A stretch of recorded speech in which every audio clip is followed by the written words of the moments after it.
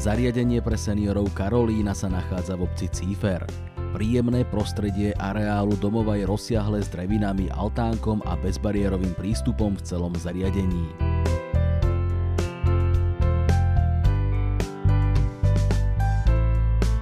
Po vstupe do budovy vás príjemne prekvapí atmosféra nového zrekonštruovaného interiéru. Vo vstupnej hale s recepciou vám poskytnú základné informácie o ponúkaných službách pre klientov. Zariadenie pre seniorov Karolína ponúka svojim klientom služby v oblasti odborných činností ako základné sociálne poradenstvo, zabezpečenie ošetrovateľskej činnosti, obslužné činnosti, ubytovanie, stravovanie, upratovanie, žehlenie bielizne a šatstva.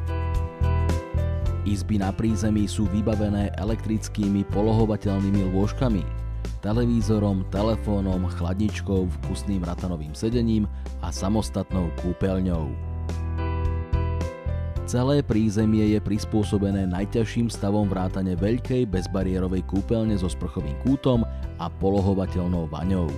Okrem iného sa tu nachádza aj rehabilitačná miestnosť s masážnym lôžkom, ktoré je založené na ohrievaní lávových kameňov.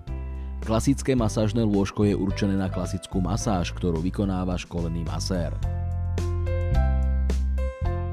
Je tu možnosť využitia stacionárneho bicykla, rebrín, masážneho kresla alebo fidlopty. Ak sa vyvezieme výťahom na prvé poschodie, nájdeme tam útulne zariadenú jedáleň s výhľadom do celého areálu.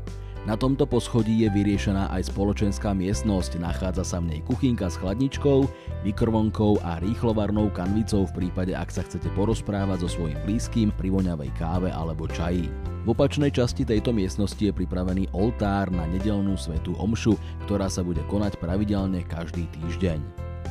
Druhé poschodie je vybavené dvojposteľovými izbami, postele sú šťastie mechanického typu a ostatné sú výškovo prispôsobené geriatrickým klientom.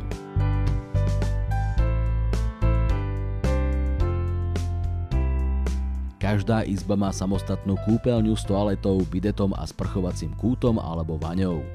Podkrovie domu je vybavené izbami s elegantným nábytkom, s 2 lôžkami a samozrejme tiež so samostatnou kúpeľňou a s toaletou. Voľný čas môžu klienti tráviť podľa vlastného uváženia alebo spolu so sociálnou pracovníčkou, ktorá bude vhodnou formou motivovať spoločnú činnosť. Ak bude záujem o kultúrne využitie, nie je vylúčená ani návšteva divadla.